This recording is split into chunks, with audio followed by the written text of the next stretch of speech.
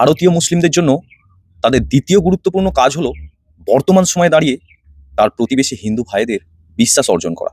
একটা সময় ইংরেজরা ঠিক যে পথে হেঁটেছিল, বর্তমান ভারতীয় শাসকরাও ঠিক সেই পথেই হাঁটছে। হিন্দুদের মনে মুসলিমদের আতঙ্ক তৈরি করে নিজেদেরকে আবার সেই আতঙ্ক থেকে উদ্ধারকারী দেখিয়ে ভারতকে শাসন করা।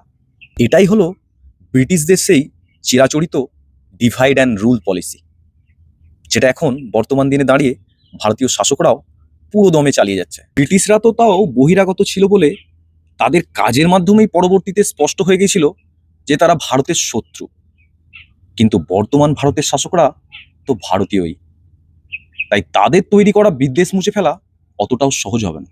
কিন্তু ভারতবর্ষের সার্বভৌমত্ব রক্ষা করতে হলে ভারতীয় মুসলিমদের তার প্রতিবেশী হিন্দু ভাইদের বিশ্বাস অর্জন করতেই হবে।